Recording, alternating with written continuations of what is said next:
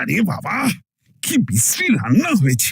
তরকারিতে কি কোনো জিরে বাটা, আদা বাটা কিছুই দেয়নি না? কই গো রাধুনী ঠাকুর, কোথায় গেলে? এদিকে এসো। বলুন রানীমা। বলছি, তুমি তো রাজবাড়িতে দীর্ঘদিন ধরেই রান্না করছো, কিন্তু ইদানিং তোমার রান্না এত বেস্বাদ লাগছে কেন? সে তো আমি বলতে পারবো না, আমি তো আগের মতনই রান্না করি। ছোট মুখে বড় কথা বলছি, আমি কিছু বলতে চাই রানীমা। এই, তুই আবার পাকামো করতে এসেছিস কেন রে? তোকে কি রানীমা ডেকেছেন নাকি? আহ, কি বলতে চাইছে শুনেই দেখি না, বলো। রানীমা, এখন আর রাধুনী ঠাকুর আগের মতো যত্ন নিয়ে রান্না করেন না। রান্নাঘরে পড়ে পড়ে ঘুমোয় আর তাড়াহুড়ো করে কোনো রকমে রান্না করে দেন। একদম বাজে কথা বলবি না। বাজে কথা না রানীমা, শিল নোড়ায় বাটতে ওনার কষ্ট হবে বলে আজকাল রাধুনী ঠাকুর শুধু জিরে ফোড়ন দিয়ে রান্না করেন। এত বেতন দিয়ে তোমাকে রাখা হয় কি এই ফাঁকিবাজির জন্যে? কি মানে ভুল হয়ে গেছে। এর যদি এই ভুল করার ইচ্ছে হয় তাহলে তল্পি তল্পা গুটিয়ে বাড়ি গিয়ে ভুল করো, মনে থাকবে? মনে থাকবে মহারাজ। কি হচ্ছে বলো তো রানী? সকালে বাগানে পায়চারি করছিলাম, দেখি মালি একটা গাছেও জল দেয়নি। এই গরমে জল না পেলে যে গাছপালাগুলো মরে যাবে। সবাইকে এবার মনে হচ্ছে বলে বলে কাজ করাতে হবে।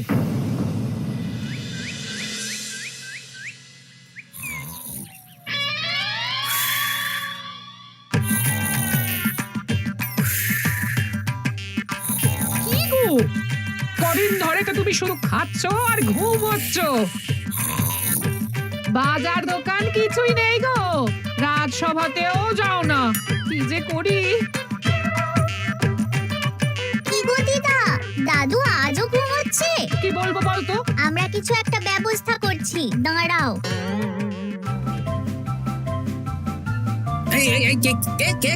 ওঠো দাদু, আর কত ঘুমে? কুড়েমির একটা সীমা থাকে। ওঠো বলছি, ওঠো, ওঠো না।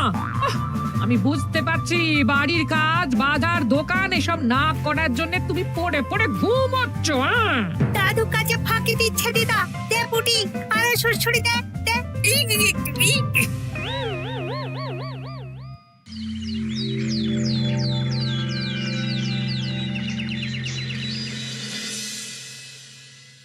মহারাজের শরীর খারাপ না মন খারাপ? মহারাজ এরকম চুপ করে ঘুম মেরে থাকলে তো রাজপাট সব উঠে যাবে। কিছুই বুঝতে পারছি না। মহারাজ আছেন চুপটি করে, নেই যে মুখে শব্দ। ফাঁকি দিলে এবার তাকে করব আমি জব্দ। অনেক শুয়েছি, আর নয়। মহারাজ, কে ফাঁকি দিচ্ছে? আমি তো ফাঁকি দিই না। পণ্ডিত, তুমি দিচ্ছ নাকি ফাঁকি? না না, বৈদ্য। আমি ফাঁকি দিলে সবাই ওই রোগে ভুগে মরে যাবে। আমি তো রোজ সময়ই রাজসভায় আসি, তাহলে আমি বলছি আসল কারণ। রাজবাড়ির রাধুনী ফাঁকি দিচ্ছে, আর 3 দিন ধরে রাজসভায় গোপাল বেপাত্তা। হ্যাঁ, এই গোপাল বেটাই আসল ফাঁকিবাজ। ওকে বরখাস্ত করে দিন।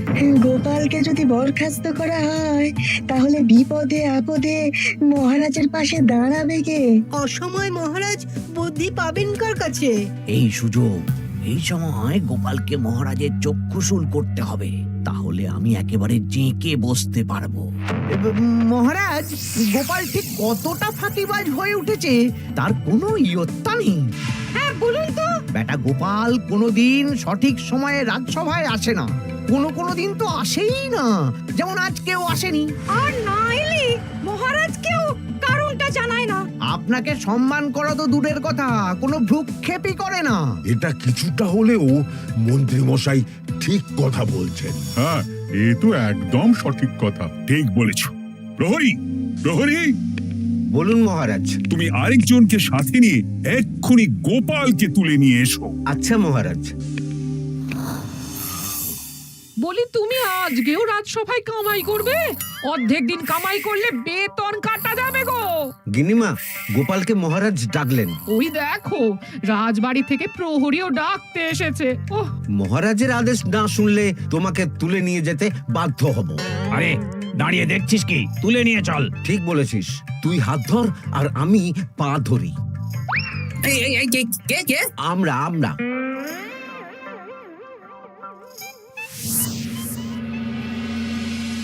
এসব কি গোপাল? তুমি বাড়িতে আছো, ঘুমোচ্ছ, অথচ রাজসভায় আসছো না। কি ব্যাপার? আগে মহারাজ, মস্তিষ্ককে বিশ্রাম দিয়ে বুদ্ধি বাড়াচ্ছিলাম। অনেক ব্যবহার হয়েছে তো, তাই একটু বিশ্রাম দরকার আর কি। আমার পুরো রাজসভাটাই ফাঁকিবাজ। আমি সবাইকেই বিদায় করব, আর গোপালকেও। এই সেরেছে, আমি ফাঁকিবাজ নই মহারাজ। আমি খোঁজ নিয়ে দেখেছি সবাই কম বেশি গায়ে হাওয়া লাগিয়ে ঘুরছে। মহারাজ, আমি তো নদীর পাড়ে বসে শীতল হাওয়া গায়ে লাগাই, তবেই তো ঢেউয়ের মতো আমার ছন্দ আসে। কেউ ফাঁকিবাজ না মহারাজ, আসল ফাঁকিবাজ গোপাল। মহারাজ, আমি যদি দরকারে আপনাকে বুদ্ধি দিয়ে, ফাঁকা সময়ে বিশ্রাম দিয়ে ফাঁকিবাজ হই, তাহলে মন্ত্রী মহা ফাঁকিবাজ। কারণ মন্ত্রীর কাজ রাজাকে বুদ্ধি দেওয়া, তা তিনি করেন না বলেই আমাকে দরকার পড়ে। আমি তো ভাঁড়, আমি শুধু হাসাবো, এটাই আমার কাজ। তাতে কি, সেনাপতিও তো সেনাপ্রধান, ওকে যুদ্ধ করে? রাজ্যে শান্তি শৃঙ্খলা বজায় আছে, তাহলে যুদ্ধ করে হবেটা কি? হ্যাঁ, অকারণে পায়ে পা দিয়ে যুদ্ধ বাঁধাবো নাকি? হ্যাঁ, যত সব। যখন তখন বিপদ আসতে পারে, তাই যুদ্ধের জন্য সব সময় সামরিক শক্তিকে প্রস্তুত থাকা দরকার। হ্যাঁ, এটা গোপাল ঠিক বলেছে। সেনাপতিকে তো কোনোদিন সেসব নিয়ে মহড়াও করতে দেখি না। তাহলে দাঁড়ালো 3 জন ফাঁকিবাজ। মূল অভিযুক্ত গোপাল দিন রাত কামাই করে, মন্ত্রী মহারাজকে বুদ্ধি দেয় না, আর সেনাপতি যুদ্ধের প্রস্তুতি নেয় না। এই 3 জনকে আমি বিদায় করব। এই সেরেছে, এ তো দেখছি বিনা মেঘে বজ্রপাত। না, তবে তোমরা যে ফাঁকিবাজ নও সেটা প্রমাণ করার জন্য 12 ঘন্টা সময় দেব। আমাদের কি করতে হবে? তোমাদের 3 জনকে 3টে খালি বস্তা দেব। প্রত্যেকে ওই খালি বস্তা নিয়ে জঙ্গলে যাবে, আর এই 12 ঘন্টার মধ্যে জঙ্গল থেকে বস্তা ভরে আনবে। একটা বস্তা ভরার জন্য 12 ঘন্টা সময়? এ তো খুবই সহজ কাজ। সহজ কঠিন জানি না, যে ফাঁকি দিয়ে ফাঁকা বস্তা জমা দেবে বা কিছুটা ভর্তি কিছুটা খালি আনবে, সে সাজা পাবে। আচ্ছা মহারাজ, আমি বস্তায় কি নিয়ে আসবো সেটা কি আপনি দেখবেন? তা দেখবো না, কিন্তু বস্তা ভরে আনতে হবে। আর যা বস্তায় ভরে আনবে তাই নিয়ে সবাই বাড়ি ফিরে যেতে পারবে। তার মানে বস্তাতে যা থাকবে সব বস্তার মালিকই পাবে। একদম তাই। বুঝে গেছি, ভিতরে কোনো গভীর পরিকল্পনা আছে। প্রহরী, প্রহরী, তুমি এই 3 জনকে 3টে বস্তা দিয়ে দাও। যথা আজ্ঞা মহারাজ। আর বাকি সভাসদেরা আজকে রাজসভাতেই থাকুক। ওরা 3 জন আসবে, ওদের বিচার হবে, তারপর ফিরবে। আমাদের খাওয়া দাওয়া তাহলে রাজবাড়ির তরফ থেকেই দেওয়া হবে মহারাজ? হ্যাঁ। জঙ্গলে তো যাচ্ছি, কি নেব? গোপাল, আমি বলি কি, তুমি বরং আমার বস্তায় ঢুকে যাও, আমি তোমাকেই নিয়ে ফিরে যাই, লেটা চুকে যাবে। আপনি যদি একা আমাকে বস্তায় ভরে নিয়ে যেতে পারেন তো চলুন। একা? এই সেরেছে। দাঁড়ান, আমি আপনার কাঁধে চড়ে দেখি আপনি আমাকে বইতে পারবেন কি পারবেন না। না না, মুখ ফসকে বলে ফেলেছি, মাথা খারাপ নাকি? তাহলে নিজের মতন থাকুন।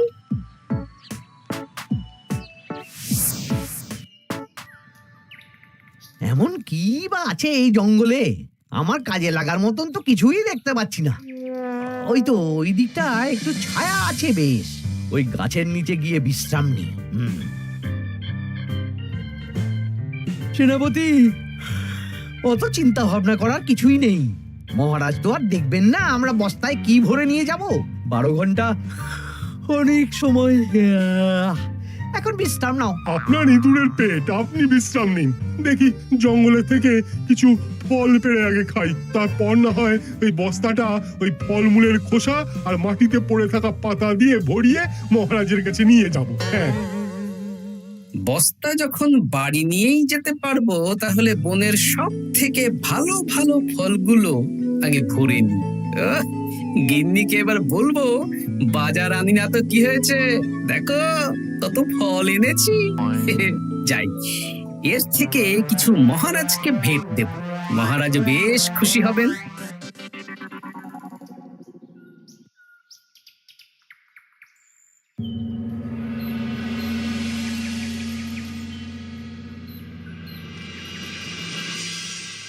উফ, এই এত বড় জ্বালার মতো পেটখানা নিয়ে এই পেল্লাই গাছে উঠবো কি করে?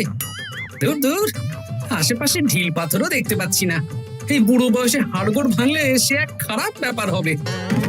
আরে, দূরে ওদিক থেকে আওয়াজ পাওয়া যাচ্ছে। তার মানে এই বনে কেউ এসেছে। ভাই মদন, এই গাছটা ঝড়ে ভেঙে অনেক দিন পড়েছিল, এটা তো নেবই। তুই ওদিকে দেখ, কত মোটা একটা সেগুন গাছ রে। ওই গাছটা নিয়ে গেলে আমরা 1 বছর বসে খেতে পারবো। তাহলে আর দেরি কেন, হাত লাগা। আরে আরে আরে, করো কি এগুলো সব আমাদের মহারাজ কৃষ্ণচন্দ্রের পছন্দের গাছ। ভুলেও এই গাছ কেটে নিয়ে যাওয়ার ভাবনা চিন্তা করো না। আর ওই সেগুন গাছটা তো মহারাজের সবচেয়ে প্রিয়। আরে মহারাজ কি করে জানবে শুনি, এই বনে তো তিনি ভুল করেও আসেন না।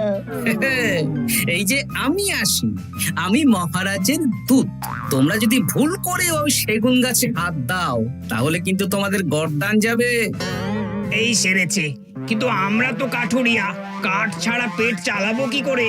সে তোমাদের ব্যবস্থা তোমরা করো, অন্য অনেক কাজ আছে। এই সামনের গাছটা মরে পড়ে আছে, এটার কাঠ আমরা নিয়ে যেতে পারবো তো? তা পারবে, এতে অত চিন্তার ব্যাপার নেই। গোপাল আছে যখন, তখন এই রাজ্যের কেউ মুশকিলে থাকবেই না। শুধু তোমাদের একটা কাজ করতে হবে। কি কাজ? এই নাও বস্তা।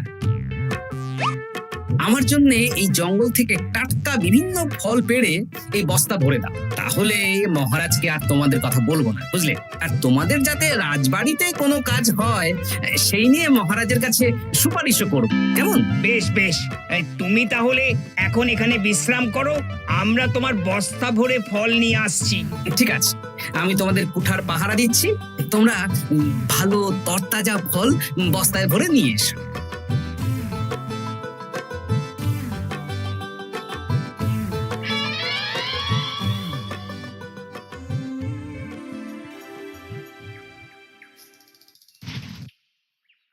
ব্যাস ব্যাস ব্যাস, আমার বস্তায় পাতা ভরা হয়ে গেল, এবার যেতে হবে। আমারও বস্তা ভরা হয়ে গেছে মন্ত্রী মশাই। হ্যাঁ, কটা ফল খেলাম আর কটা ভরে নিলাম, আর বাকি জঙ্গলের পাতা ভরে ফেলেছি। হ্যাঁ, আবার কি কি ভরেছি আর কি ভরিনি সেসব তো মহারাজ আর দেখতে যাবেন না। তাহলে আর দেরি কেন, চলুন হাঁটি হাঁটি পা পা করে এগিয়ে যাই। গোপালকে তো দেখতে পাচ্ছি না। ও বেটা যা কুঁড়ে, হয়তো এখানে এসেও ঘুমিয়ে পড়েছে। আবার কালকে সকালবেলা উঠবে।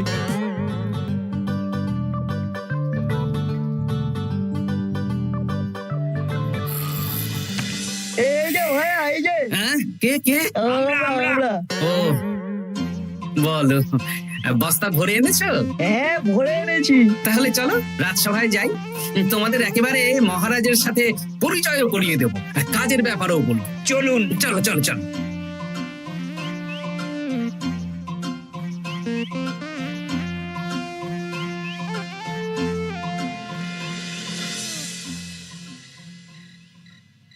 দেখা যাক মন্ত্রী, সেনাপতি, গোপাল কখন বস্তা ভরে আনে। এই তো চলে এসেছি, বিশ্রাম নিলাম, বস্তাও ভরে ফেললাম। এই দেখুন মহারাজ, আমিও বস্তা ভরে এনেছি। বাহ, তোমাদের বস্তা দেখে তো মনে হচ্ছে খুব হালকা। হ্যাঁ, আপনি যখন আমাদের বস্তা ভরে কি এনেছি সেটা দেখবেন না, তখন অত খাটাখাটনি করে কি লাভ মহারাজ? কিন্তু গোপালের এখনো অব্দি দেখা নেই, ও কি সোনা গয়না ভরে আনছে? গোপাল যা কুঁড়ে আর ঘুমকাতুরে, হয়তো জঙ্গলেও ঘুমিয়েই পড়েছে। মহারাজ, আপনি একটা কাজ করুন, আমাকে আর মন্ত্রী মশাইকে যুগ্মভাবে বিজয়ী ঘোষণা করে দিন, ব্যাস। এত তাড়া কিসের? বাবা বাবা বাবা বাবা, তোমরা তিনজনেই বস্তা ভরে এনেছো, আমি খুব খুশি। আমার কথা শুনে কাজ করেছো, তোমরা তিনজনেই বিজয়ী। এবার বাড়ি যাও, যাও। গোপাল কি করে বিজয়ী হয় মহারাজ? এই বস্তা ভরে নিয়ে আসাতেও তো ওর ফাঁকিবাজি ধরা পড়ছে। কিসের ফাঁকিবাজি? এই যে দুটো লোক তোমার হয়ে বস্তা বয়ে আনলো, সে তো মহারাজ সহ আমরা সবাই দেখতেই পেলাম। তা তো ঠিক, গোপাল নিজে হাতে বস্তা ভরে আনেনি। মহারাজ বস্তা ভরে আনতে বলেছেন, আমি এনেছি, এখানেই কথা শেষ। আমি কাকে দিয়ে বস্তা ভরালাম, কে আমাকে সাহায্য করলো, সেসব তো কোনো শর্ত আরোপ করা ছিল না। কিন্তু পরীক্ষাটা তো কে ফাঁকিবাজ সেটা প্রমাণ করার পরীক্ষা। এখানে তো তুমি ফাঁকি দিলে গোপাল। এটাও ঠিক কথা, তাহলে গোপালের শাস্তি পাওয়া উচিত। মহারাজ, আপনার শর্ত ছিল সেই ফাঁকিবাজ বলে প্রমাণিত হবে যে বস্তা খালি আনবে, এইখানে আপনি একটা ছোট্ট ভুল করেছেন মহারাজ। বস্তায় কি আছে সেটা দেখবেন না, আগেই বলে দিয়েছেন। তা তো বলেছি। আপনি নিশ্চয় জানেন পাঠশালায় কিছু ছাত্রছাত্রী থাকে যারা পড়ার বইয়ে মুখ গুজে বসে থাকলেও পড়ায় তাদের মন থাকে না, মাথাতেও পড়া ঢোকে না, তাই সেই পড়া তাদের কোনো কাজে লাগে না। কি পণ্ডিত মশাই, এদেরকেই তো বলে ফাঁকিবাজ। বিলক্ষণ, এরাই ফাঁকিবাজ। ধন্যবাদ। তেমনি আমি যদি বলি সেনাপতি আর মন্ত্রী মশাই ওই ফাঁকিবাজদের মতনই ফাঁকি দিয়ে বস্তা ভরেছে, তাই ওদের বস্তা এত হালকা। সে তো আমি বুঝতেই পারছি। কিন্তু আমার বস্তায় যা জিনিস ভরে এনেছি তা একার পক্ষে সংগ্রহ করা মুশকিল ছিল, তাই আমি দুজনের সহযোগিতা নিয়েছি। মহারাজ, আপনি কি বস্তা খুলে দেখবেন নাকি? না না, আমি খুলে দেখলে আমার কথার খেলাপ হবে। এবার তো দেখছি আবার তিনজনের পরীক্ষা নিতে হবে। হ্যাঁ, নইলে প্রকৃত ফাঁকিবাজ কে সেটা প্রমাণ হবে না। কিন্তু ফাঁকিবাজ ধরার উপায় কি? মহারাজ, আমরা বরং আমাদের বস্তা নিয়ে বাড়ি না গিয়ে একদিন কারাগারেই থাকি, আর তাতেই প্রমাণ হবে এই বস্তায় সত্যি কি আছে যা আমাদের নিজেদের কাজে লাগবে। এটা ভালো বুদ্ধি। মহারাজ তখনই কারাগার থেকে আমাদের মুক্ত করবেন যখন আমরা আর থাকতে না পেরে ডাক দেব, আর যে আগে বেরোতে চাইবে সে সব থেকে বড় ফাঁকিবাজ, মানে যে আগু পিছু না ভেবে কাজ করে। বেশ, তাহলে তাই হোক। মহারাজ, কারাগারে শুধু জল ছাড়া আর কিচ্ছু দেওয়া হবে না, কারণ বস্তায় তো আর জল থাকতে পারে না। না না, তা কি করে হয়? শুধু জল? হ্যাঁ, আমি তো লোককে দিয়ে বস্তা ভরিয়েছি। আপনারা নিজে কি এমন কাজের জিনিস ভরেছেন সেটাই প্রমাণ হবে। বেশ, তাহলে তোমরা কারাগারে যাও। প্রহরী, ব্যবস্থা করো। আর এই দুজন কাঠুরিয়া বেশ কর্মঠ মহারাজ, যদি কোনো রাজবাড়ির কাজ থাকে এদের দিয়ে করাতে পারেন। আমার বাগানের মালিটা খুব ফাঁকি দিচ্ছে, তাহলে ওদের সাথে কথা বলে নিচ্ছি। যাও যাও, তোমরা কারাগারে যাও।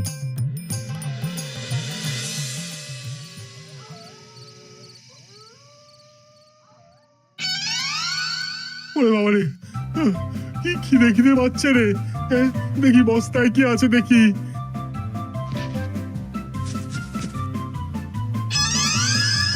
দু একটা পচা ফল, দেখি দেখি একটু ভালো আছে। এটা একটু ভালো আছে। হ্যাঁ, এটাই খাই। হ্যাঁ, এটাই খাই।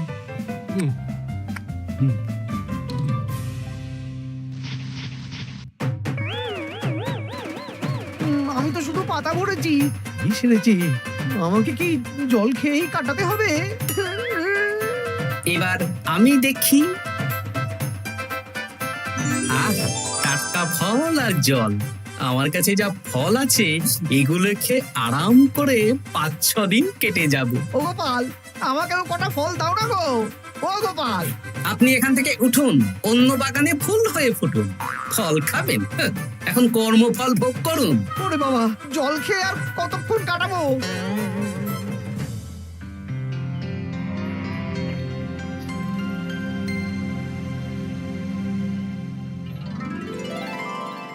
উফ, পেটটা চুই চুই করছে, কি খিদে পেয়েছে না। আমি বাড়ি যাব। আপনি বাড়ি যাবেন? তাহলে বেরিয়ে আসুন, বেরিয়ে আসুন। বেটা গোপাল কায়দা করে এমন শর্ত দিতে বললো, পুরো ফেঁসে গেলাম। আমারও তো খাওয়ার মতন তেমন কিছু নেই, আমিও এখানে থাকবো না। আমি এখানেই আছি, ফল খাবো, জল খাবো, আর প্রকৃতির ডাক এলে একটু বাইরে যাব।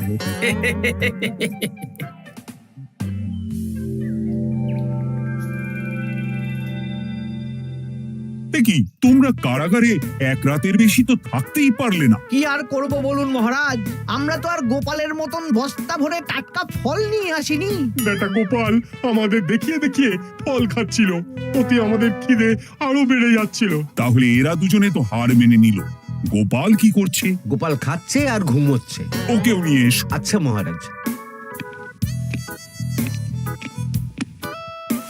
একই মহারাজ, আমার তো এখনো বাইরে আসার ইচ্ছে হয়নি। কি আর করা যাবে, ওরা হার মেনে নিয়েছে, তার মানে তুমি জয়ী হয়ে গেলে গোপাল। আমার বস্তায় ভরে অনেক ফল এনেছিলাম, এখনো অনেক আছে।